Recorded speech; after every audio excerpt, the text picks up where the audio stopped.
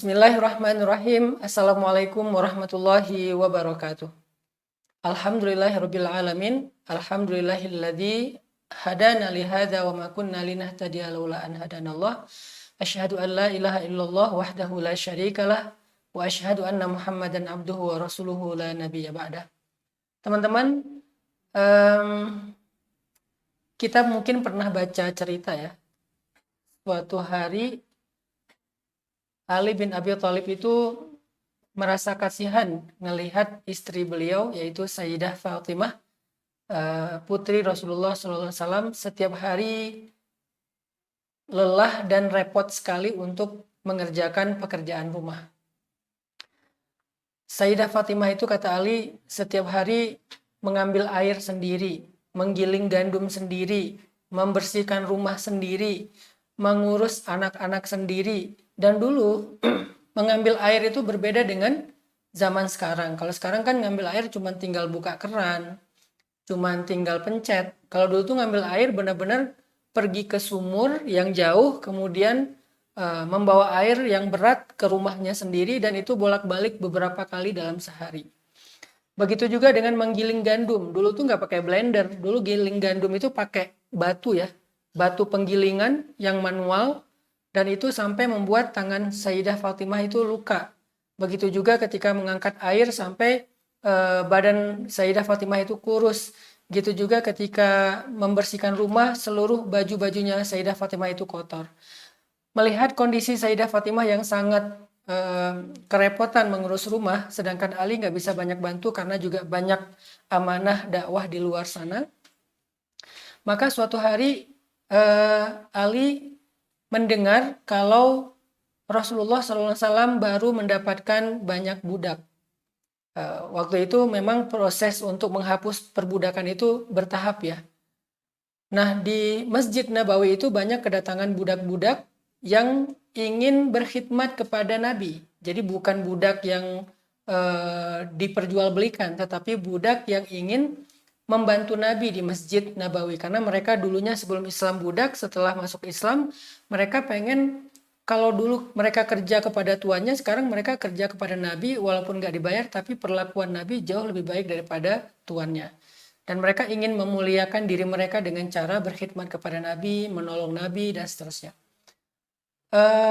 Mendengar berita bahwa di Masjid Nabawi ada banyak sekali budak yang datang untuk membantu kebutuhan-kebutuhan Nabi dan kaum muslimin di Masjid Nabawi.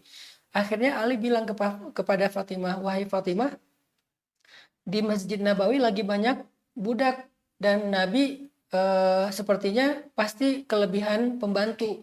Coba kamu pergi ke rumah Nabi dan meminta satu orang pembantu itu untuk bisa membantu kamu di rumah." Maka kemudian Fatimah pun pergi ke masjid, pergi ke rumah Nabi.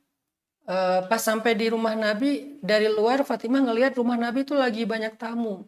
Jadi banyak sekali orang di rumah Nabi karena emang Nabi ini sering menerima tamu untuk dakwah, untuk curhat, untuk belajar, untuk dengar Al-Quran dan seterusnya. Sehingga Fatimah dari luar ngelihat rumah Nabi itu lagi banyak tamu. Karena di rumah Nabi lagi banyak tamu, maka kemudian ini masih jalan ya? Masih jalan ya? Karena ngelihat banyak tamu, akhirnya Fatimah ngerasa nggak enak hati, malu gitu, mau mengganggu Nabi. Maka Fatimah berdiri di luar pintu, ngelihat ke dalam, oh banyak tamu, akhirnya Fatimah pulang lagi ke rumah. Saat Fatimah ada di luar pintu, di luar rumah, Nabi itu sebetulnya ngelihat, oh ada Sayyidah Fatimah, ada anakku Fatimah. Cuman karena banyak tamu, Fatimah pulang lagi, dan Nabi ngerasa nggak enak hati. Karena Nabi ini sayang banget sama Fatimah. Maka besoknya Nabi datang ke rumah Ali, datang ke rumah Fatimah. Tok tok tok, assalamualaikum, waalaikumsalam. Masuklah Nabi ke rumah Fatimah. Kemudian Nabi bertanya, wahai Ali, wahai Fatimah, kenapa kemarin Fatimah ke rumah? Ada apa gitu? Kemudian Fatimah diam aja, malu, nggak mau menceritakan. Kata Nabi, wahai Fatimah, ngomonglah ada apa gitu. Kata Ali, ya Rasulullah, Fatimah sebetulnya malu untuk menyampaikan ini dan merasa nggak enak hati. Fatimah merasa takut mengganggu kebutuhan Rasulullah SAW. Memangnya kenapa, kata Nabi? Kata Ali, Saya kasihan ngelihat Fatimah setiap hari capek, setiap hari repot, setiap hari lelah, dan saya takut dia sakit, saya takut dia nggak nyaman, saya takut dia tertekan. Karena setiap hari Fatimah itu mengurus rumah, mulai dari menggiling gandum, kemudian mengangkat air, kemudian membersihkan rumah, mengurus anak-anak, membantu fakir miskin. Bukan hanya di dalam rumah, tapi juga ke tetangga. Fatimah suka membantu orang. Sehingga saya ngerasa Fatimah ini kalau ngurus segala sesuatu sendiri nanti kasihan. Dia jadi sakit, dia jadi lelah, dan seterusnya. Sehingga akhirnya saya meminta Fatimah untuk datang kepada engkau ya Rasul, meminta satu orang budak agar bisa membantunya di rumah, karena aku mendengar lagi banyak budak di Masjid Nabawi. Mendengar curhat dari Ali tentang istrinya, maka Nabi Shallallahu Alaihi Wasallam tersenyum dan kemudian bilang ke Fatimah, wahai Fatimah, mau nggak ayah kasih tahu sesuatu yang, mau nggak ayah berikan sesuatu yang lebih baik daripada pembantu? Mau nggak ayah berikan sesuatu yang lebih baik daripada pembantu? Ali dan Fatimah langsung langsung penasaran. Kata Fatimah, apa itu wahai ayah yang lebih baik daripada pembantu? Kalau kita sekarang, kalau saya sebagai ayah, mungkin kalau anak saya perempuan udah nikah, saya ngelihat dia susah hidupnya, dia repot di rumahnya, suaminya juga sibuk dengan dakwah, pasti saya akan bilang, nak, kamu ayah beliin mesin cuci ya, nak, kamu ayah beliin dispenser ya, ayah beliin blender ya, ayah beliin apa misalnya kompor yang bagus, yang matic dan seterusnya. Ayah cariin pembantu ya, nanti biar ayah yang gajiin pembantu. Kalau saya sebagai ayah, pasti saya akan menawarkan itu. Dan Fatimah ketika ditanya oleh Nabi, maukah engkau aku berikan sesuatu yang lebih baik daripada pembantu? Fatimah semangat, antusias, penasaran. Apa kira-kira yang lebih baik daripada pembantu? Apakah kompor gas? Apakah mesin cuci? Apakah kulkas? Apakah dispenser? Apakah blender? Apakah seorang yang mungkin lebih ahli daripada seorang pembantu? Ternyata tahu nggak jawaban Nabi apa? Kata Nabi, bertakwalah kamu kepada Allah, kemudian setiap kali kamu mau tidur, bacalah subhanallah 33 kali, alhamdulillah 33 kali, Allahu Akbar 34 kali, maka sesungguhnya itu lebih baik daripada pembantu. Itu lebih baik daripada pembantu. Sehingga akhirnya Sayyidah Fatimah mendengar nasihat dari Nabi tentang bertakwa kepada Allah, kemudian membaca subhanallah 33 kali, alhamdulillah 33 kali, Allahu Akbar 34 kali, dan kata Nabi itu lebih baik daripada pembantu. Seketika Fatimah mengatakan, saya ridho dengan keputusan Allah dan Rasulnya. Saya ridho dengan keputusan Allah dan Rasulnya. Artinya Fatimah percaya dan menerima nasihat Nabi bahwa yang lebih baik daripada pembantu adalah zikir subhanallah 33 kali, alhamdulillah 33 kali, Allahu Akbar 34 kali. Teman-teman, apa kira-kira pelajaran dari kisah Sayyidah Fatimah ini? Akhir-akhir ini kita banyak sekali mendengar orang yang tertekan ya secara mental. Ada yang tingkat yang paling ringannya mungkin stres. Tapi stres ini kalau dibiarin bisa sampai ke level depresi. Dan depresi biasanya sampai berujung dengan bunuh diri, na'udzubillahi min dzalik. Dan ketika saya coba baca-baca beberapa berita tentang data orang yang mengalami stres atau tertekan, terutama di kota-kota besar, tapi juga sekarang udah menyebar ya, bukan hanya kota-kota besar, tapi juga di pedesaan.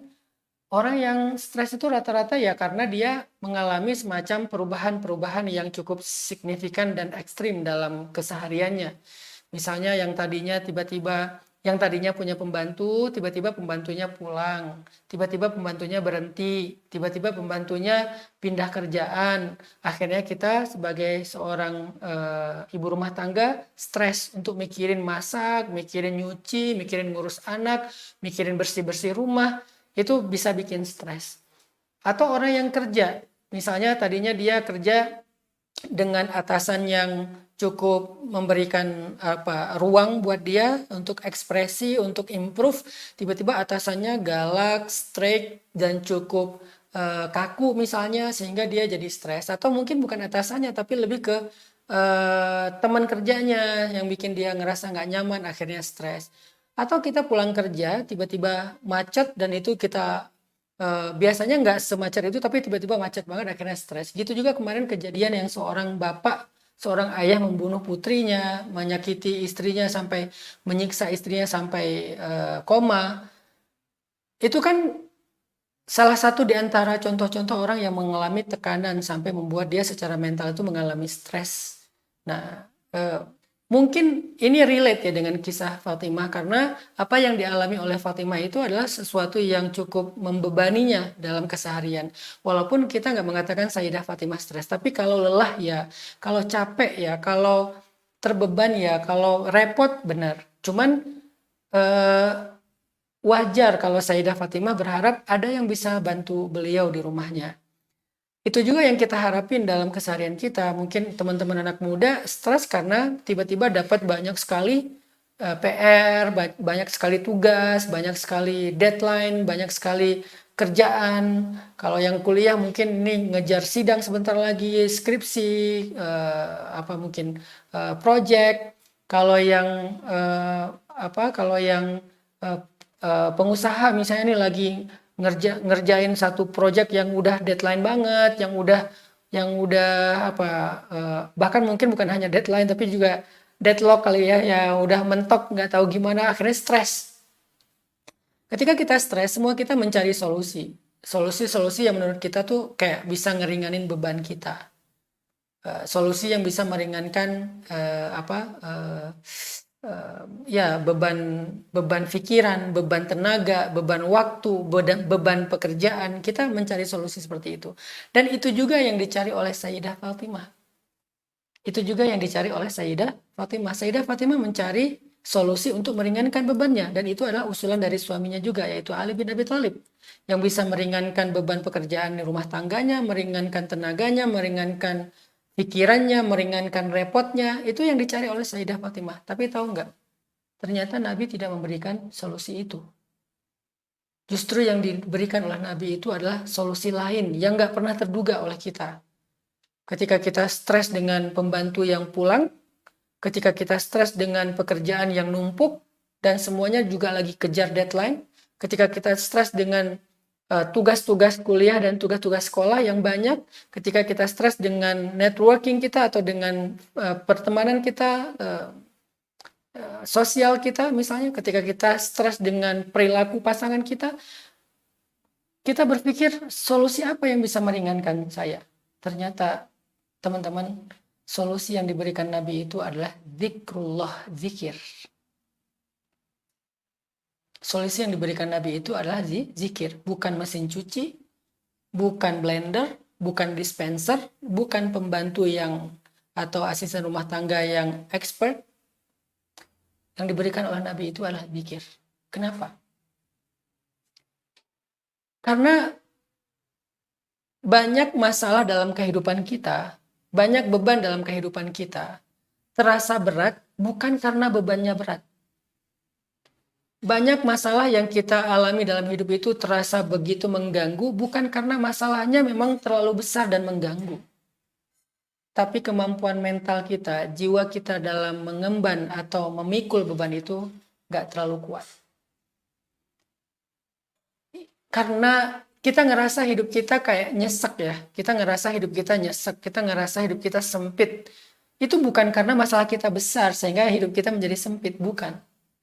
Seringkali bukan masalahnya yang besar, tetapi memang hatinya yang kecil. Bukan masalahnya yang besar, tetapi memang jiwa kita yang sempit. Bukan masalahnya yang berat, tetapi mental kita yang lemah. Karena kalau kita membandingkan dengan orang lain, kita kadang menemukan ada orang yang punya masalah lebih berat dari kita dan dia masih terlihat masih terlihat santuy, masih terlihat kuat, masih terlihat wajar dan masih mampu untuk bisa survive, bahkan dia bisa survive. Kadang kita ngerasa anak baru 1 atau 2, seorang ibu rumah tangga dengan anak 1 atau 2, dia udah ngeluh banget karena nggak ada asisten rumah tangga. Tapi di tempat lain ada ibu-ibu dengan anak 9, dia tidak semengeluh ini.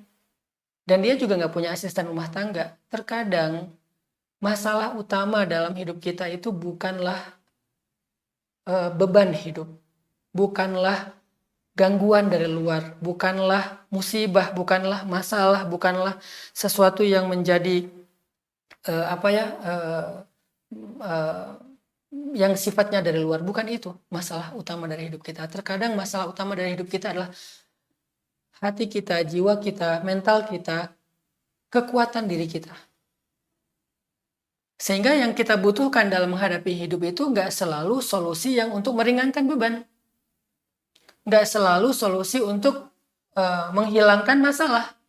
Tapi kadang yang kita butuhkan dalam hidup itu adalah kekuatan jiwa, kekuatan batin, kekuatan mental, kekuatan fisik untuk mengangkat beban dan masalah tersebut. Saya sering ngasih analogi gini. Ada satu ruang, ini seperti ruang studio ini, ukurannya kurang lebih 3x3. Ruang studio yang 3x3 ini, kalau diisi oleh oleh 10 orang misalnya, maka ruang ini akan terasa sempit. Ada 10 orang di sini, semuanya duduk bareng di sini, pasti akan terasa sempit ruang 3x3. Apalagi buat tidur, buat duduk aja udah pas-pasan. Buat tidur susah, untuk selonjoran aja susah, apalagi kita berbaring. Karena 10 orang di ruang 3x3. Lalu 10 orang ini dipindah ke ruangan lain yang ukurannya 10x10. Maka tiba-tiba kita merasa lega, merasa nyaman, bisa selonjoran kaki, bahkan bisa berbaring, bahkan bisa bolak-balik, bahkan kita bisa beraktivitas secara nyaman di situ. Padahal jumlah bebannya sama-sama 10 orang. Tetapi kenapa di sini kerasa sesek dan sempit, di sana terasa lega dan nyaman? Bukan karena di sana bebannya lebih kecil, tetapi ruangnya lebih besar. Hidup kita kadang seperti itu, teman-teman. Seringkali kita mengeluh, saya gini, saya gitu, ini masalah kerjaan banyak banget, ini tugas banyak banget, ini teman-teman gak ada yang benar, ini dan ini itu, semuanya kita keluhin, seolah-olah kita tuh overweight. Jadi kita tuh kayak kelebihan muatan. Kenapa ada istilah overweight sampai kelebihan muatan? Karena ada batasan. Misalnya kita naik pesawat, kabin itu batasannya 7 kilo. Begitu kita isi 8 kilo, maka itu akan lebih 1 kilo. Kenapa? Karena batasannya 7 kilo. Tapi kalau kita taruh koper yang 8 kilo itu di bagasi, itu masih lebih, karena di bagasi 20 kilo. Berarti masih ada kelebihan 12 kilo. Artinya apa? Masalahnya bukan di bebannya, tetapi masalahnya batasannya. Kita mau membuat batasan itu sempit atau lega, mau batasan itu kecil atau besar, mau batasan itu ringan atau berat. Hidup kita kadang kayak gitu. Jadi kayak Nabi paham banget bahwa masalah Sayyidah Fatimah itu bukan di pekerjaan rumah aja, walaupun itu sesuatu yang mungkin agak merepotkan, tetapi masih wajar lah. Justru masalah Sayyidah Fatimah itu adalah kekuatan mental dalam menghadapi beban hidup, kekuatan jiwa dalam menghadapi amanah rumah tangga. Itunya yang harus ditambah, kekuatannya harus ditambah, kebesaran hatinya yang harus diperbesar, kelapangan dadanya yang harus diperluas, kesiapan dan kekuatan mentalnya yang harus dikuatin lagi gitu, sehingga akhirnya beban yang sama tadi bisa terasa lebih ringan. Maka Nabi memberikan solusi yang sangat istimewa, yang sangat luar biasa, yaitu terapi mental kepada Sayyidah Fatimah. Bukan solusi teknis, bukan solusi yang kita bayangin untuk meringankan beban hidup, tetapi terapi mental. Ini nih luar biasa loh. Sehingga Sayyidah Fatimah yang memang dasarnya seorang perempuan yang solihah, yang kurangnya sebagai anak Nabi, perempuan yang sempurna, bahkan salah satu dari 4 perempuan sempurna, iman Sayyidah Khadijah, ibunya sendiri yang luar biasa, dengan otomatis menerima nasihat Nabi dengan mengatakan, saya terima, saya ridho dengan keputusan Allah dan Rasul. Maka sejak hari itu Sayyidah Fatimah mengamalkan zikir Subhanallah 33 kali, Alhamdulillah 33 kali, dan Allahu Akbar 34 kali, sampai akhirnya Sayyidah Fatimah merasa bahwa pekerjaan rumah tangganya itu ringan. Pekerjaan rumah tangganya itu bukan lagi beban bagi dia. Kok bisa? Kok bisa zikir itu menjadi sebuah kekuatan mental bagi Sayyidah Fatimah? Itulah kenapa Allah mengatakan, Qad aflaha man zakkaha. Sungguh beruntung orang yang membersihkan jiwa. Bagaimana membersihkan jiwa? Salah satunya dengan zikir. Ala bidzikrillah tatmainnul qulub. Bukankah dengan zikir kepada Allah hati menjadi tenang? Hati menjadi tenang itu sebuah kondisi ketika jiwa seseorang itu dalam keadaan nyaman, dalam keadaan baik, maka hatinya menjadi tenang. Sehingga orang yang ahli zikir, dengan zikir yang benar, dengan zikir yang dimaknai, difahami, dihayati, dia paham betul maksud dari kalimat subhanallah, alhamdulillah, Allahu Akbar itu, dia ngerti banget maksudnya, maka itu akan menguatkan jiwanya. Kalau jiwanya sudah kuat, jiwanya sudah bersih, jiwanya sudah lurus, jiwanya sudah lapang, maka beban hidup itu akan terasa ringan. Kok bisa? Subhanallah, alhamdulillah, Allahu Akbar itu bisa membersihkan jiwa dan membuat beban hidup jadi ringan. Ini sederhananya aja ya, saya ringkas deh, karena pembahasan ini panjang banget. Subhanallah itu adalah sebuah tasbih. Tasbih itu maknanya tanzih. Jadi subhanallah itu tanzih. Kita bersihin segala macam prasangka kita kepada Allah. Itu subhanallah. Bahwa hidup kita ini tidak ada yang yang salah dari Allah. Bahwa takdir kita itu nggak ada yang salah, bahwa nasib kita itu nggak ada yang salah, bahwa hidup kita itu nggak ada yang kurang dari Allah. Allah selalu memberikan yang cukup buat kebutuhan kita, Allah selalu memberikan yang terbaik buat kita. Kita bersihin dulu nih prasangka kita terhadap Allah dengan subhanallah, maha suci Allah. Arti suci itu Allah maha terpelihara dari yang buruk, terpelihara dari salah mengambil keputusan, terpelihara dari memberikan takdir yang tidak baik untuk kita. Nggak mungkin, Allah maha bersih, maha suci dari semua itu. Dibersihin dengan 33 kali tanzih, tasbih, purifikasi, menjernihkan pikiran tentang Allah dari prasangka, zunun. Makanya ketika sahabat mulai khawatir dalam serangan musuh, mereka merasa kayak sendiri, nggak ada pertolongan dari siapa-siapa. Allah menyebutnya dengan istilah watadzunnuna billahi dzunun, dan kalian berprasangka kepada Allah dengan prasangka-prasangka yang nggak benar. Sehingga Allah menasihati mereka, menyuruh mereka membersihkan prasangka mereka. Itu ada dalam kalimat subhanallah. Ngerti nggak kita maksudnya? Jangan-jangan kita mengucapkan subhanallah sebagai ritual saja dan kita nggak ngerti, makanya tidak menguatkan jiwa. Kemudian alhamdulillah itu adalah grateful, merasa paling beruntung, berterima kasih, bersyukur terhadap kebaikan Allah. Itu arti alhamdulillah. Artinya alhamdulillah itu sebuah ungkapan dalam jiwa seseorang bahwa dia merasa beruntung. Allah baik banget, Allah selama ini udah ngasih saya banyak nikmat. Kita ingat nikmat-nikmat Allah lewat alhamdulillah 33 kali itu. Nggak apa-apa, yang keingat aja. Allah udah ngasih ini, Allah udah ngasih itu, Allah udah ngasih ini, Allah udah ngasih itu. Allah baik banget, Allah sangat peduli kepada saya. Allah yang baik-baik dimunculkan. Makanya saya pernah bilang tazkiyah itu ada dua artinya. Yang pertama tathhir, yang kedua tanmiyah. Pertama pembersihan, yang kedua penumbuhan, diisi. pembersihan dari yang buruk-buruk tentang Allah, kemudian ditumbuhkan yang baik-baik tentang Allah. Dan memang harusnya seperti itu. Sehingga alhamdulillah itu adalah sebuah ungkapan ketika seseorang ngerasa dapat kebaikan. Allah itu baik banget, Allah begini. Ketika kita mulai ingat nikmat Allah, fabi ayyi ala'i rabbikuma tukadziban, dalam zikir alhamdulillah, kita ngerasa diri kita beruntung. Yang terakhir ditutup dengan Allahu Akbar. Allahu Akbar itu artinya Allah maha besar, yang lain semuanya kecil. Allah maha kuasa, yang lain tidak ada yang berkuasa. Allah maha mampu, yang lain gak ada yang mampu. Segala sesuatu di tangan Allah pasti bisa. Ini semacam sebuah membangun optimisme, membangun keyakinan, membangun kepercayaan, membangun hope, harapan.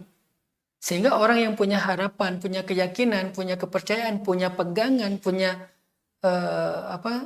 optimisme dalam hidupnya, dia akan kuat menghadapi masalah. Karena optimisme itu semacam suntikan vitamin yang bikin dia bertenaga lagi secara kejiwaan. Kenapa nggak optimis? Kan ada Allah yang maha besar. Ini masalah kecil. Ada Allah yang maha kuasa. Kalau saya emang nggak kuasa, saya nggak bisa ngadapin masalah ini. Tapi kan ada Allah. Allahu Akbar, Allahu Akbar, Allahu Akbar. Sehingga dengan tasbih, tahmid, takbir, akhirnya muncul sesuatu di dalam diri kita. Pertama muncul tanzih, kita purifikasi, bersihin prasangka buruk kepada Allah. Yang kedua muncul syukur, rasa menghargai apa yang Allah berikan. Yang ketiga muncul tajlil, mengagungkan Allah, muncul pengagungan terhadap Allah, merasa Allah itu maha kuasa dan kita tidak kuasa. Dari situlah akhirnya mental itu menjadi kuat. Dari situlah akhirnya hati menjadi tenang. Dari situlah akhirnya jiwa menjadi lapang. Dalam kondisi itulah akhirnya kita mampu mengangkat beban hidup kita.